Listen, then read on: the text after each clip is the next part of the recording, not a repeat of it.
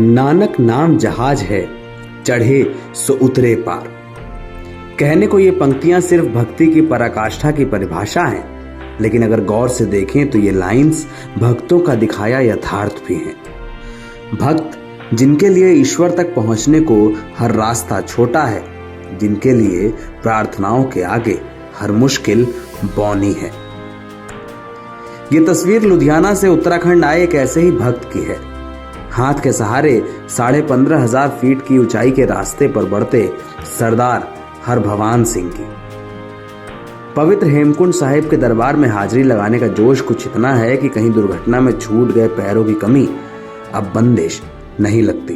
पंजाब से आए सरदार हरभवान सिंह 2 पैरों के ना होने के बावजूद हेमकुंड साहिब के दरबार में अपनी अरदास पेश करके लौटे हैं। इस सफर की तस्वीरें लोगों को यह एहसास दिलाती हैं कि देश में भक्ति की ऊर्जा सारी ऊर्जाओं से बड़ी क्यों है। गोविंद घाट से श्री हेमकुंड साहिब पहुंचने के लिए सिख श्रद्धालुओं को 19 किलोमीटर की कठिन चढ़ाई को पार करना पड़ता है। हरभवान सिंह के लिए भी ये रास्ता वैसा ही था जैसे कि अन्य भक्तों के लिए, लेकिन एक दुर्घटना में अपने पैरों को खो देने वाले हरभवान सिंह ने गुरु के दरवाजे पर माथा टेकने को सारी चुनौतियों से बड़ा समझा। 3 दिनों तक 19 किलोमीटर की दुर्गम यात्रा महज हाथों के सहारे की और इसके बाद पहुंच गए उस गुरु के दरवाजे पर, जिसके दरवाजे पर तमाम अरदासों को पूरा करना था। सरदार हरभवान सिंह बताते हैं कि 10 साल पहले हुई एक दुर्घटना में उनके दोनों पैर रेलवे ट्रैक पर कट गए थे। तब से वो हाथों के सहारे चलते हैं। उन्होंने बताया कि उनके मन में श्री हेमकुंड साहिब के दर्शन का विचार आया तो वो घर से निकल पड़े।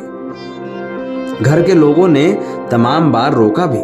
सफर की दुर्गमता को देखकर घर वालों ने यह भी सोचा कि रास्ता पार कैसे होगा, लेकिन नानक नाम का जहाज है, गुरु का जहाज, गुरु की अरदासों का असर था।